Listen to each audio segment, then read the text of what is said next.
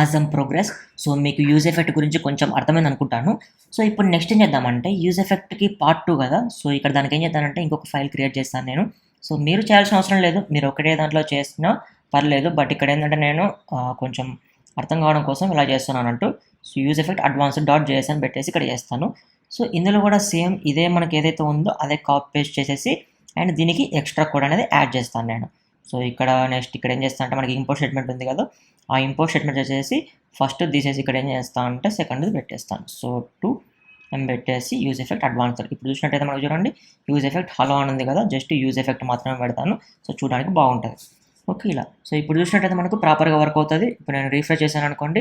So first time use effect execute అవుతుంది and next time ఎప్పుడైతే click చేస్తానో మనకు యూజ్ ఎఫెక్ట్ అనేది ఎగ్జిక్యూట్ కాదు. ఎందుకోసం అంటే మనకు ఎంప్టీ డిపెండెన్సీ ఇచ్చాం. ఎంప్టీ డిపెండెన్సీ ఇస్తే ఇది ఓన్లీ మౌంట్ టైం మాత్రమే, అంటే మౌంట్ కాంపోనెంట్ ఎప్పుడైతే మౌంట్ అవుతుందో అప్పుడు మాత్రమే ఎగ్జిక్యూట్ అవుతుంది. సో రిమైనింగ్ టైంలో ఎగ్జిక్యూట్ కాదు. సో ఇది ఎగ్జిక్యూట్ చేయాలంటే మనం దీనికి డిపెండెన్సీ అనేది పాస్ చేయాలి. సో ఇక్కడ మీరు గమనించండి. సో ఇప్పుడు మనం ఏం చేద్దామంటే డిపెండెన్సీ అనేది ఇద్దాం. సో డిపెండెన్సీ ఎలా ఇవ్వాలంటే సో ఇక్కడ నాకు ఒక రిక్వైర్మెంట్ ఉంది. ఏంటంటే యూజ్ ఎఫెక్ట్ అనేది ఎప్పటికీ కౌంట్ అనేది చేంజ్ అయితే నాకు ఎగ్జిక్యూట్ అవ్వాలి. సో ఇది నా రిక్వైర్మెంట్. సో ఇక్కడ డిపెండెన్సీ ఏంటంటే కౌంట్. ఎలా అంటే నాకు యూజ్ ఎఫెక్ట్ అనేది ఎప్పుడు ఎగ్జిక్యూట్ అవ్వాలి, సో కౌంట్ చేంజ్ అయిన ప్రతిసారి నాకు ఎగ్జిక్యూట్ అవ్వాలి. సో ఇక్కడ డిపెండెన్సీ ఎవరు, కౌంట్ మీద డిపెండ్ అయి ఉంది. అలాంటి టైంలో మనం కౌంట్ అనేది డిపెండెన్సీ కదా, సో ఆ డిపెండెన్సీని మనం ఇక్కడ ఇచ్చుకోవాలి. సో కౌంట్, సపోజ్ ఇప్పుడు కౌంట్ అని నేను ఇక్కడ పెట్టాను కదా. సో ఇక్కడ చూసినట్టయితే నేను ఇప్పుడు రీఫ్రెష్ చేస్తాను. సో రీఫ్రెష్ చేయగానే స్టార్టింగ్లో మనకు మౌంట్ అయినప్పుడు ఎగ్జిక్యూట్ అవుతుంది కాబట్టి సో ఇది 0 వచ్చేసింది. అండ్ నెక్స్ట్ టైం ఇప్పుడు ప్లస్ బటన్ మీద క్లిక్ చేస్తాను. సో ప్లస్ బటన్ మీద క్లిక్ చేస్తే నాకు ఏమవుతుంది చెప్పండి. సో స్టేట్ అనేది చేంజ్ అయిపోతుంది. సో స్టేట్ అనేది చేంజ్ అయితే మనకు కాంపోనెంట్ అనేది రీరెండర్ అవుతుంది. సో కాంపోనెంట్ అనేది రీరెండర్ అయినప్పుడు యూజ్ ఎఫెక్ట్ దగ్గర చెక్ చేస్తానట్టు ఏమైనా డిపెండెన్సీస్ ఉందా అని. సో డిపెండెన్సీ ఉందా అంటే ఎస్ ఉంది కౌంట్ అనేది. సో కౌంట్ అనే డిపెండెన్సీ ఉంది కాబట్టి ఇక్కడ చూడు మనకి ఇక్కడ కౌంట్ అనేది చేంజ్ అయింది. ఎప్పుడైతే మన కౌంట్ అనేది చేంజ్ అవుతుందో అప్పుడే మనకి ఈ యూజ్ ఎఫెక్ట్ అనేది ఎగ్జిక్యూట్ అవుతుంది. సో చూడండి ఎన్నిసార్లు క్లిక్ చేస్తే అన్నిసార్లు యూజ్ ఎఫెక్ట్ అనేది ఎగ్జిక్యూట్ అవుతుంది ఇలా. అండ్ మీరు ఇంకొకటి అనుకోవచ్చు. సో ఇక్కడ నేను సపోజ్ మనకి ఇంకొక వేరే స్టేట్ ఉంది అనుకోండి. సపోజ్ ఇక్కడ ఏం చేస్తానంటే కాన్స్ట్ టాగుల్ అని పెడతాను. So TOGGLA and set toggle ఇలా పెడతాను. సో ఇక్కడ చూసినట్టయితే యూజ్ స్టేట్ ఇక్కడ హలో అని పెడతాను. ఇక్కడ సంథింగ్ ఇట్లా. సో స్టార్టింగ్లో హలో అని ఉంటుంది. ఎప్పుడైతే మనం ఇక్కడ ఇంకోటి యాడ్ చేద్దాం. ఇక్కడ ఏంటంటే సో ఇక్కడ ఇంకొక H1 పెట్టేసి సో ఆ టాగుల్ అనేది ఏముందో చూద్దాం. సో టాగుల్ అనేది ఏముంది, హలో అని ఉంది. సో ఇక్కడ దీనికి ఏం చేస్తాను అంటే ఎప్పుడైతే క్లిక్ చేస్తాను నేను అప్పుడు క్లిక్ అని రావాలి. సో అది ఎలా పెడతానంటే ఇక్కడ చూడండి. సపోజ్ ఇక్కడ ఏం చేస్తాను అంటే ఆన్ క్లిక్ పెడతాను. సో ఆన్ క్లిక్ పెట్టేసి సో టాగుల్ అనేది ఇక్కడ ట్రూ ఉందనుకో. సో ఇప్పుడు ఏం చేస్తాను అంటే ఓపెన్ ఆర్ఎల్స్ సో క్లోజ్ ఇలా పెడతాను. ఓకేనా. సో దీనికి ఏంటంటే ఇక్కడ హలో తీసేసి ఇక్కడ ట్రూ ఫాల్స్ పెడతాను. సో ఈజీగా ఉంటుంది మనకు ఈ టాగుల్ ఎగ్జాంపుల్ చేయడం కోసం. సో ఇక్కడ కాల్ బ్యాక్ ఫంక్షన్ మనం ఏం చేద్దామంటే ఒక కాల్ బ్యాక్ ఫంక్షన్ రాసేసి ఇక్కడ సెట్ టాగుల్ వచ్చేసి సో ఇది కొంచెం డైరెక్ట్ ఇట్లా రాసేస్తాను నేను. సో దీని నెగోషియేషన్ అంటే మనకు ఫస్ట్ ట్రూ ఉంటే ఫాల్స్ అయిపోతుంది, ఫాల్స్ ఉంటే ట్రూ అయిపోతుంది అట్లా. సో ఇప్పుడు ఓపెన్ ఉంది కదా, నేను క్లిక్ చేస్తాను సో క్లోజ్ అయిపోతుంది. మళ్ళీ క్లిక్ చేస్తాను ఓపెన్. క్లిక్ చేసిన ప్రతిసారి టాగుల్ అయిపోతా ఉంటుంది అన్నట్టు. సో ఇది కూడా ఒక స్టేట్ అన్నట్టు మనకు అర్థమవుతుందా. సో ఇది కూడా ఒక స్టేటే. బట్ ఇదెందుకు యాడ్ చేసా అనేది మీకు ఒక ఎగ్జాంపుల్ చూపించడం కోసం నేను యాడ్ చేశాను. సో ఇప్పుడు రీఫ్రెష్ చేస్తాను. సో రీఫ్రెష్ చేయగానే మీరు ఒకటి గమనించండి, మనకి యూజ్ ఎఫెక్ట్ అనేది మౌంట్ అయినప్పుడు ఎగ్జిక్యూట్ అయిపోయింది. సో ఇది ఫస్ట్ కేస్ అయిపోయింది. అండ్ నెక్స్ట్ నేను ఇప్పుడు కాంపోనెంట్ అనేది అంటే ఇక్కడ మన కౌంట్ అనేది ఇంక్రీజ్ చేస్తున్నాను. సో చూడండి కౌంట్ అనేది ఇంక్రీజ్ చేసినప్పుడు నాకు మళ్ళీ యూజ్ ఎఫెక్ట్ అనేది ఎగ్జిక్యూట్ అయింది. ఎందుకు యూజ్ ఎఫెక్ట్ అనేది ఎగ్జిక్యూట్ అయిందంటే నేను డిపెండెన్సీస్లో కౌంట్ అనేది ఇచ్చాను కాబట్టి ఎగ్జిక్యూట్ అయింది. Okay, no problem. బట్ ఇది ఎలా జరుగుతుంది అనేది ఇప్పుడు ఎక్స్ప్లెనేషన్ ఇస్తాను చూడండి. సో ఎప్పుడైతే నేను కౌంట్ అనేది ఇంక్రీజ్ చేస్తానో సో ఇక్కడ నాకు స్టేట్లో కౌంట్ అనేది 2 అయిపోయింది. సో స్టేట్ అనేది చేంజ్ అయిన ప్రతిసారి కాంపోనెంట్ అనేది రీరెండర్ అవుతుంది. సో కాంపోనెంట్ అనేది రీరెండర్ అయిన ప్రతిసారి యూజ్ ఎఫెక్ట్ దగ్గరికి వచ్చి యూజ్ ఎఫెక్ట్ నీ దగ్గర ఏమైనా డిపెండెన్సీస్ ఉన్నాయా, ఎస్ డిపెండెన్సీ కౌంట్ అనేది ఉంది. సో కౌంట్ చేంజ్ అయిందా ప్రీవియస్ రెండర్కి ఈ రెండర్కి. సో ప్రీవియస్ రెండర్కి ఈ రెండర్కి కౌంట్ అనేది చేంజ్ కాకపోతే నువ్వు ఈ యూజ్ ఎఫెక్ట్ అనేది రన్ చేయాల్సిన అవసరం లేదు. ఒకవేళ కౌంట్ అనేది డిఫరెంట్ ఉంటే ఈ యూజ్ ఎఫెక్ట్ అనేది నువ్వు రన్ చేయాలి. సో ఇది ప్రాసెస్ అనేది ఇలా జరుగుతుంది. అండ్ నెక్స్ట్ ఇప్పుడు ఏం చేస్తా అంటే ఓపెన్ ఉంది కదా, సో ఇది క్లిక్ చేస్తాను క్లోజ్ అయిపోయింది. మళ్ళీ క్లిక్ చేస్తున్నావు అంటే మనకి ఇక్కడ స్టేట్ అనేది చేంజ్ అవుతుంది. ఇప్పుడు కూడా మనకి ఏమవుతుంది అంటే స్టేట్ అనేది చేంజ్ అయిన ప్రతిసారి కాంపోనెంట్ అనేది రీరెండర్ అవుతుంది. సో కాంపోనెంట్ అనేది రీరెండర్ అయిన ప్రతిసారి యూజ్ ఎఫెక్ట్ దగ్గరికి వస్తుంది. యూజ్ ఎఫెక్ట్ నీ దగ్గర ఏమైనా డిపెండెన్సీస్ ఉన్నాయా? ఎస్, కౌంట్ అనే డిపెండెన్సీ ఉంది. సో కౌంట్ అనేది ప్రీవియస్ రెండర్కి ఈ రెండర్కి ఏమైనా చేంజ్ అయిందా అని చూస్తుంది. సో ప్రీవియస్ రెండర్కి ఈ రెండర్కి కౌంట్ అనేది ఏం చేంజ్ కాలే కదా, సో అందుకే మనకు ఇక్కడ యూజ్ ఎఫెక్ట్ అనేది ఎగ్జిక్యూట్ కాలేదు. సో మీకు ఒక ఐడియా వచ్చింది అనుకుంటా మనకి యూజ్ ఎఫెక్ట్ అనేది ఎలా వర్క్ అవుతుంది with dependencies, with empty dependencies, without dependencies ఇలా. సో మీకు అర్థమైంది అనుకుంటాను. ఒకవేళ అర్థం కాకపోతే మళ్ళీ ఒకసారి వీడియో చూడండి, నేను ఎట్లాంటిది అయితే క్రియేట్ చేశానో ఎగ్జాంపుల్ అట్లానే క్రియేట్ చేసి మీరు ప్రాక్టీస్ చేయండి. అండ్ నెక్స్ట్ ఇంకొక డిపెండెన్సీ ఇవ్వాలనుకోండి, సపోజ్ నాకు టాగుల్ చేంజ్ అయినా కౌంట్ చేంజ్ అయినా ఈ యూజ్ ఎఫెక్ట్ అనేది ఎగ్జిక్యూట్ కావాలనుకో, సో ఇక్కడ కామా ఇచ్చేసి మనం టాగుల్ అని ఇచ్చుకోవాలి. సో ఇప్పుడు చూడండి నేను 2 డిపెండెన్సీస్ ఇచ్చాను.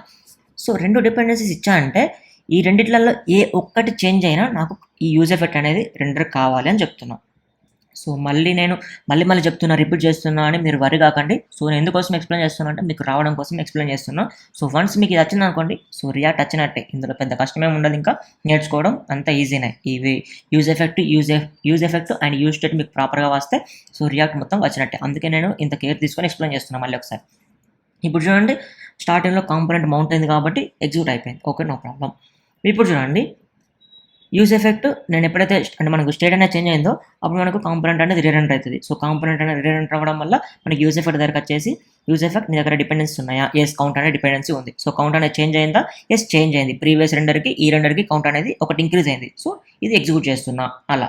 సో ఇప్పుడు చూడండి నేను ఓపెన్ మీద క్లిక్ చేస్తున్నా, ఓపెన్ మీద చేస్తే మళ్ళీ నాకు ఎగ్జిక్యూట్ అవుతుంది. చూడండి సో ఎందుకు ఎగ్జిక్యూట్ అవుతుంది, మళ్ళీ కాంపోనెంట్ అనేది రీరెండర్ అవుతుంది. ఆ తర్వాత ఇక్కడ నాకు డిపెండెన్సీస్ ఉన్నాయి, ఇందులో ఏదో ఒకటి చేంజ్ అయింది. సో ఏ ఒక్కటి చేంజ్ అయినా కూడా నువ్వు ఈ యూజ్ ఎఫెక్ట్ అనేది ఎగ్జిక్యూట్ చేయి. సో ఇలా మనకి యూజ్ ఎఫెక్ట్ అనేది వర్క్ అవుతుంది.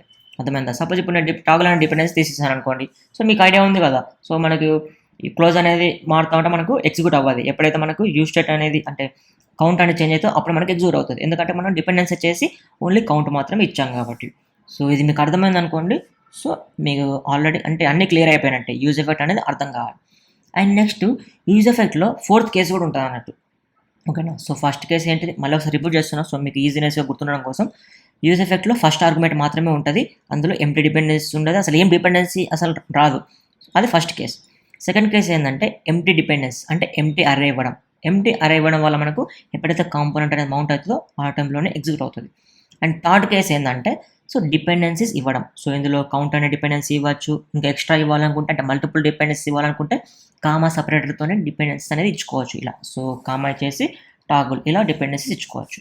And 4th case, so 4th case అనేది ఎక్స్ప్లెయిన్ చేయాలంటే ఇంకొక ఎగ్జాంపుల్ తీసుకోవాలి. సో ఎగ్జాంపుల్ ఏంటంటే సపోజ్ ఇక్కడ ఏం చేస్తాను అంటే ఇక్కడ చూడండి కాన్స్ట్, ఇక్కడ చూడండి కాన్స్ట్ వచ్చేసి ఇక్కడ ఏం చేస్తాను నేను ఇక్కడ పేజ్ విడ్త్ అని ఇస్తాను, ఓకేనా? So page width set page width ఇలా ఇస్తున్నా, ఓకేనా? సో ఇక్కడ ఏం చేస్తా అంటే use state window dot inner width. So ఇప్పుడు చూసినట్టయితే మనకు దాని యొక్క విడ్త్ ఎంత ఉందో తెలుస్తుంది. సో ఇక్కడ ఈ ఓపెన్ క్లోజ్ తీసేస్తాను. సో ఇది మనకు అనవసరం, ఎందుకంటే మనకు మీకు ఎక్స్ప్లెయిన్ చేయడం కోసం మాత్రమే అది పెట్టేశాను. సో ఇప్పుడు ఏం చేస్తానంటే సో ఇక్కడ పేజ్ విడ్త్ కదా, సో ఇక్కడ ఏం చేస్తాను అంటే పేజ్ విడ్త్ అని పెడతాను. సో ఇక్కడ ఈ టాగుల్ది కూడా తీసేస్తాను. సో మనకి ఇది అవసరం లేదు, ఇంకా ఇక్కడ కూడా టాగుల్ అనేది తీసేస్తాను. సో ఇప్పుడు చూసినట్టయితే మనకు కరెంట్ ఎంత ఉంది, 250 అని ఉంది. సపోజ్ ఇప్పుడు నేను ఇది ఇంక్రీజ్ చేశాను అనుకోండి, సో మనకి ఇక్కడ చేంజ్ కాదు, అది చేయాలంటే చెప్తాను. సో ఇప్పుడు రీఫ్రెష్ చేశాను అనుకోండి 349 ఉంది విడ్త్, ఇన్నర్ పేజ్ విడ్త్ అనేది. సో మనం 250 పెట్టుకుందాం. సో ఎంత ఉంటే అంత, సో 250 వచ్చేసింది. సో ఎప్పుడైతే మనకు నేను ఇక్కడ ఇలా చేశాను అనుకోండి, ఇలా స్క్రీన్ సైజ్ అనేది ఇంక్రీజ్ చేసిన ప్రతిసారి మనకు ఇక్కడ ఈ సైజ్ అనేది మారిపోవాలనుకోండి. సో దానికి ఏం చేయాలంటే మనం ఈవెంట్స్ అనేది యాడ్ చేయాలి. సో ఈవెంట్స్ మీకు గుర్తుంది కదా. సో ఇప్పుడు సపోజ్ ఇప్పుడు నేను ఇక్కడ చేశాను అనుకోండి ఇట్లా, సో ఇది చేసినప్పుడు నాకు ఏమవుతుంది, అది ఇంక్రీజ్ కాదు. ఎప్పుడైతే రిఫ్రెష్ చేస్తానో అప్పుడే నాకు ఆ కౌంట్ అనేది చేంజ్ అయిపోతుంది. కౌంట్ కాదు, విడ్త్ పేజ్ విడ్త్ అనేది చేంజ్ అయిపోతుంది, ఓకే? సో ఇప్పుడు చూడండి చేంజ్ అయిపోయింది. బట్ మనకు వెంటనే మనకు రెండర్ అవ్వాలంటే మనం మళ్ళీ యూజ్ ఎఫెక్ట్ అనేది యూజ్ చేసుకోవాలి. సో యూజ్ ఎఫెక్ట్లో ఏంటంటే ఇప్పుడు చూసినట్టయితే మనం ఇక్కడ ఒకటి ఈవెంట్ అనేది క్రియేట్ చేసుకోవచ్చు అన్నట్టు. సో ఎప్పుడైతే మనకు సో ఇక్కడ ఇది కూడా తీసేస్తాను నేను. ఇక్కడ సపోజ్ ఇక్కడ కౌంట్ అనేది ఉండనివ్వండి. సో ఈ కౌంట్ ఇక్కడ తీసేస్తాను, ఎంటీ డిపెండెన్సీ ఇవన్నీ తీసేస్తాను లేకుంటే. సో ఇప్పుడు చూడండి సో ఇప్పుడు చూడండి కౌంట్ అనేది ఇట్లా తీసేస్తాను. సో తీసేస్తాను. ఇప్పుడు చూడండి నేను చేస్తూ ఉంటే కూడా నాకు ఇంక్రీజ్ అవ్వట్లేదు. సో ఇది ఇంక్రీజ్ అవ్వాలంటే మనం దీనికి ఒక ఈవెంట్ అనేది యాడ్ చేయాలి. సో ఈవెంట్ అనేది ఇక్కడ యాడ్ చేస్తాను చూడండి. So window dot add event listener. So ఏం ఈవెంట్ అది, రీసైజ్. మనం ఎప్పుడైతే పేజ్ని రిఫ్రెష్ చేస్తామో ఆ ఈవెంట్ అన్నట్టు. సో దానికి ఒక ఫంక్షన్ రాస్తాను నేను. సో ఇక్కడ చూసినట్టయితే ఫంక్షన్ మనకు సో మీరు కాల్ బ్యాక్ ఫంక్షన్ అని రాసుకోవచ్చు, ఏ ఫంక్షన్ అని రాసుకోవచ్చు. సో అప్పుడు ఏం చేస్తా అంటే మనం దీన్ని ఇంక్రీజ్ చేస్తున్నాం. సపోజ్ ఇక్కడ చూడండి సెట్ పేజ్ విడ్త్ వచ్చేసి మనకు so window dot inner width. So ఇప్పుడు చూడండి నేను సేవ్ చేస్తాను. సో సేవ్ చేసి ఇప్పుడు రీఫ్రెష్ చేస్తాను చూడండి. సో రీఫ్రెష్ చేయగానే మీరు గమనించండి 260 ఉంది. ఎప్పుడైతే నేను డిక్రీజ్ చేశాను అనుకోండి, సో మనకు పేజ్ అనేది చేంజ్ అయిపోతుంటుంది చూడండి, కనిపిస్తుందా? సో నేను ఇప్పుడు ఎప్పుడైతే పేజ్ అనేది డిక్రీజ్ చేస్తున్నానో ఇంక్రీజ్ చేస్తున్నానో సో అప్పుడు మనకు పేజ్ అనేది ఆటోమేటిక్గా అప్డేట్ అవుతుంది. సో ఇలా మనం ఒక పేజ్ విడ్త్ అనేది చేసుకోవాలంటే మన యూజ్ ఎఫెక్ట్ అనేది ఇలా వర్క్ అవుతుంది. సో ఎప్పుడైతే మనకి ఇట్లా ఓకే బాగానే ఉంది. ఇక్కడ ఇంకొక ఇష్యూ ఏంటంటే మనం ఎవ్రీ టైం న్యూ ఈవెంట్ అనేది యాడ్ చేస్తూనే ఉన్నాం. సో చూడండి ఎప్పుడైతే యూజ్ ఎఫెక్ట్ అనేది ఎగ్జిక్యూట్ అవుతుందో యూజ్ ఎఫెక్ట్ ఎగ్జిక్యూట్ అయిన ప్రతిసారి మనం ఏం చేస్తున్నాం, window dot add event listener resize. అంటే మనకు ఇప్పుడు సపోజ్ మనం 100 టైమ్స్ రీసైజ్ చేసామనుకోండి, 100 టైమ్స్ కూడా మనం ఈ ఈవెంట్ అనేది విండోకి అనేది యాడ్ చేస్తున్నాం. సో దానివల్ల ఏమవుతుందంటే పర్ఫార్మెన్స్ అనేది దెబ్బతింటుంది. సో పర్ఫార్మెన్స్ ఎందుకు దెబ్బతింటుంది? సపోజ్ ఇక్కడ మీరు చూసినట్టయితే ఒకసారి ఇక్కడ చూపిస్తాను, ఇందులో ఉంటుందో లేదో నాకు ఐడియా లేదు. సో ఇక్కడ చూడండి మీరు, సో ఎలిమెంట్స్కి వచ్చిన తర్వాత ఇక్కడ మీకు స్టైల్స్ కంప్యూటర్ ఉంది కదా, సో ఇందులో మీరు సెలెక్ట్ చేసుకోవాల్సింది event listeners. So event listeners మనం ఏ ఈవెంట్ అనేది యాడ్ చేస్తాం, రీసైజ్ ఈవెంట్ అనేది యాడ్ చేస్తాం. సో రీసైజ్ ఈవెంట్ చూడండి ఎన్ని ఉన్నాయి, చూడండి ఇన్నిసార్లు ఉన్నాయి. సో ఇది స్టార్టింగ్లో చూసుకున్నట్టయితే ఎన్ని కూడా ఉంటాయి చూడండి. సో ఇప్పుడు నేను రీఫ్రెష్ చేసినప్పుడు మనకు రీసైజ్ ఈవెంట్ ఎన్నిసార్లు ఉంది, 2 టైమ్స్ మాత్రమే ఉంది. సపోజ్ ఇప్పుడు నేను ఈవెంట్ అనేది ఇట్లా తీసేస్తున్నా చూడండి, ఇన్నిసార్లు చేస్తుంటే ఇప్పుడు రీఫ్రెష్ చేస్తున్నా ఇక్కడ చూడండి అన్నిసార్లు మనకి ఈవెంట్ అనేది యాడ్ అయిపోయింది. సో నేను ఎన్నిసార్లు రీసెర్చ్ చేస్తే నాకు అన్నిసార్లు ఆ ఈవెంట్ అనేది యాడ్ అవుతుంది. సపోజ్ నేను ఇప్పుడు 10 times 20 times 100 times 1000 times 1,00,000 times so ఇట్లా ఎన్నిసార్లు మనం రీసెర్చ్ చేస్తే అన్నిసార్లు ఆ ఈవెంట్ లిజనర్ అనేది ఇక్కడ యాడ్ అయిపోతుంది అన్నట్టు, రీసెర్చ్ అనే ఈవెంట్ అనేది. సో ఇలా అన్లిమిటెడ్ ఈవెంట్స్ అనేది యాడ్ అవ్వడం వల్ల మనకు పేజ్ అనేది స్లో అవుతుంది అండ్ స్ట్రక్ అవుతుంది. సో పనిచేయదు ఇంకా అప్పటికి వాళ్ళ వెబ్సైట్ మళ్ళీ రీఫ్రెష్ చేసేదాకా పనిచేయదు. సో ఈ ఇష్యూని మనం సాల్వ్ చేయడం కోసం ఏం చేయాలంటే ఎప్పుడైతే యూజ్ ఎఫెక్ట్ అనేది కంప్లీట్ అయిపోతుందో సో నెక్స్ట్ మౌంట్కి అంటే మళ్ళీ రెండర్ అవుతుంది కదా, ఆ టైంలో మనం ఈ ఈవెంట్ అనేది రిమూవ్ చేసేయాలి. సో ఎలా రిమూవ్ చేయాలంటే సో యూజ్ ఎఫెక్ట్లో మనం ఒక ఫంక్షన్ని రిటర్న్ చేయాలి.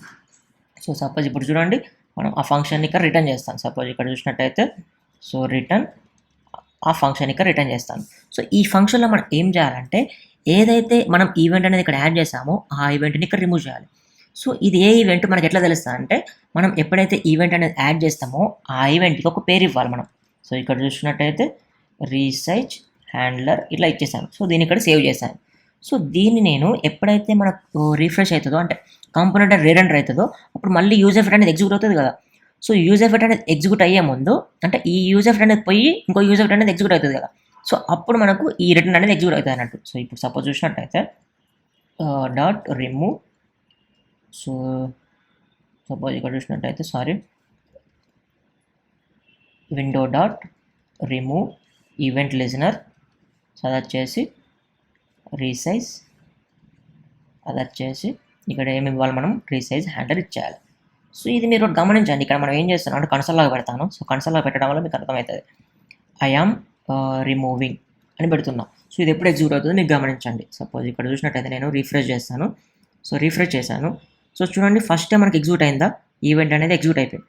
And second use effect execute అయ్యే ముందు ఈ ఫస్ట్ దాంట్లో మనం ఏదైతే రిటర్న్లో రాసామో అది ఎగ్జిక్యూట్ అవుతుంది అన్నట్టు. ఆ టైంలో మనం రిమూవ్ చేస్తున్నాం. సపోజ్ ఇప్పుడు ఇది చూడండి, ఇప్పుడు ఏం చేస్తాను అంటే ఇట్లా చేశాను.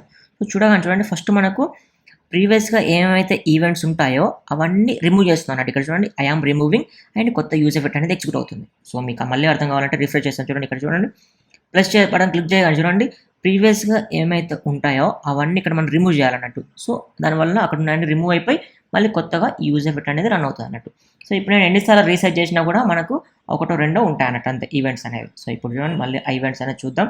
సో ఎలిమెంట్స్ కట్ చేసి ఈవెంట్ లిజనర్ కట్ చేసి ఇక్కడ మనం రిఫ్రెష్ చేద్దాం. సో ఇక్కడ మనం ఈ ఫంక్షన్ అనేది ఇట్లా డైరెక్ట్గా ఇట్లా రాయకుండా మనం ఏం చేద్దామంటే సో ఇక్కడ దీన్ని ఏం చేద్దామంటే ఈ ఫంక్షన్ ఇక్కడ నుంచి రిమూవ్ చేసేసి దీనికి యాడ్ చేద్దాం. ఓకేనా.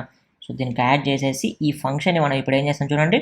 సో ఎప్పుడైతే రీసైజ్ చేస్తామో ఆ రీసైజ్ చేసినప్పుడు రీసైజ్ హ్యాండ్లర్ అనే ఫంక్షన్ ఇక్కడ యాడ్ చేస్తాం. సో అండ్ ఎప్పుడైతే మనం ఈ ఇంకొక యూజ్ ఎఫెక్ట్ రన్ చేసినప్పుడు సో ఈ రిటర్న్ అనేది ఎగ్జిక్యూట్ అవుతుంది. సో ఈ రిటర్న్ అనేది ఎగ్జిక్యూట్ అయినప్పుడు మనం ఇక్కడ ఏదైతే ఆ ఫంక్షన్ ఉందో రీసైజ్ది అది రిమూవ్ చేస్తున్నాం అన్నట్టు. సో సపోజ్ ఫర్ ఎగ్జాంపుల్ ఇప్పుడు చూడండి ఇక్కడ మనం ఎన్నిసార్లు ఇట్లా చేస్తున్నా కదా. సో చేసిన ప్రతిసారి ఇక్కడ చూడండి మనకు ఈ కౌన్సోల్లో మనం చూసినట్టయితే సో ఐఆమ్ రిమూవింగ్ ఎగ్జిక్యూట్ అవుతుంది. సో దాని మీనింగ్ ఏంటంటే ఎప్పటికీ మనం ఆ ఈవెంట్ అనేది రిమూవ్ చేస్తున్నాం అన్నట్టు. సో ఇక్కడ మనకు ఎలిమెంట్స్లో కూడా చూసినా కూడా రిఫ్రెష్ చేస్తే మనకి ఎప్పటికీ ఒకటి ఈవెంట్ ఉంటుంది, ఇంత ముందులాగా చాలా ఈవెంట్స్ ఉండవు.